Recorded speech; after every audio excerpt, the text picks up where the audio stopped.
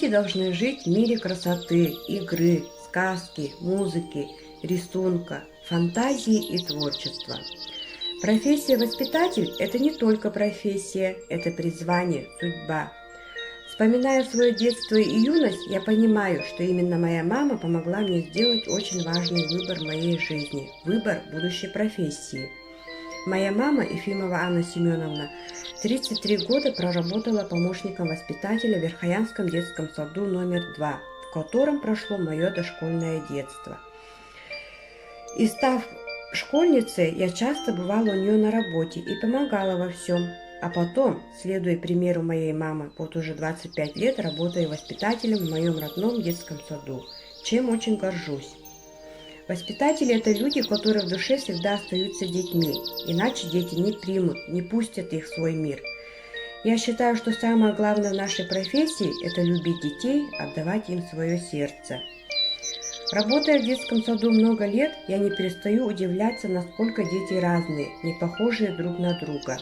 Интересные, забавные, умеющие своими поступками поставить задачи, порой очень интересные, на которых ответ найти не так-то просто. Я уверена, что каждый ребенок уникален. В нем живет и талантливый художник, и пытливый наблюдатель, и неутомимый экспериментатор. Художественное творчество неоспоримо является одним из любимых видов деятельности. Через рисование дети выражают свои мысли, чувства, эмоции. Не умея говорить, они уже пытаются изобразить то, что их привлекает, интересует, предметы и людей, которые их окружают, явления природы.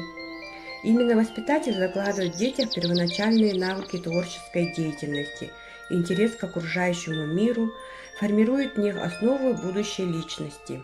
В своей работе с детьми всегда стараюсь придерживаться некоторых принципов воспитания. Не навреди, уважай свободу и достоинство каждого ребенка. Обучение с увлечением. Лучшая награда для воспитателя – это радостная улыбка детей и слова «А вы завтра к нам придете? А что мы завтра будем делать?» Быть воспитателем – это значит иметь возможность постоянно находиться в мире детства, в мире сказок. Я особо осознаю значимость своей профессии, когда вижу распахнутые навстречу глаза детей, жадно ловящие каждое мое слово, взгляд, жест.